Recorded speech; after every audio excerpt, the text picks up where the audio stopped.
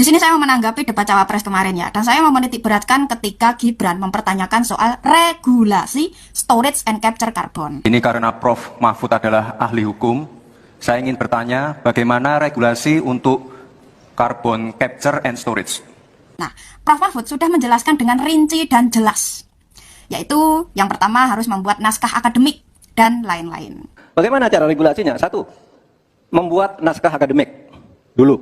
Nah, tapi yang pertanyaan kedua itu Gibran seolah mempertanyakan lagi dengan nada yang sangat menjengkelkan dan merendahkan Prof. Mahfud seperti ini. Apa regulasinya Pak untuk carbon capture and storage? Simpel sekali Pak pertanyaan saya Pak. Mohon dijawab Pak.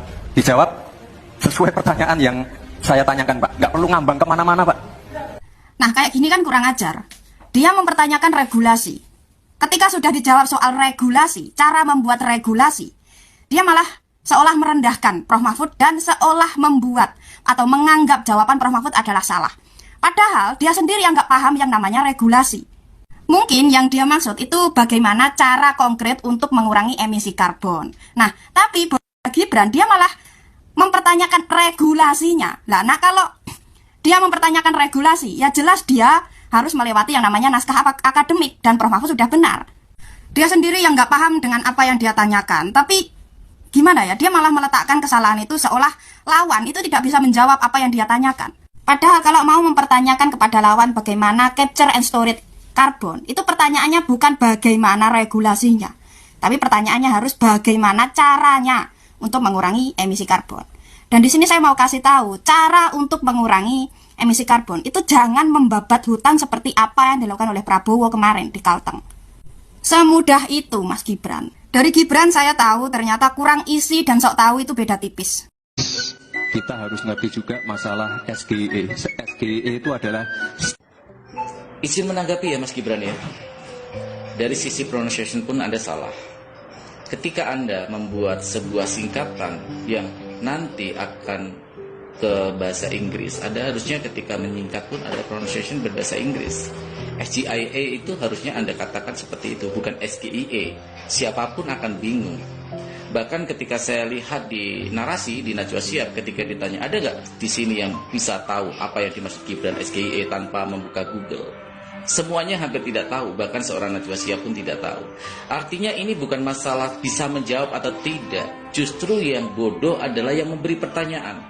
Anda harusnya bisa menjelaskan dulu apa maksud dari SGIE ini dulu, baru nanti Gus Muhaimin akan menjawab. Tapi sayang, Anda sepertinya terjebak oleh keinginan konsultan politik Anda untuk mempermalukan seseorang yang justru saat ini Anda yang dipermalukan oleh orang banyak.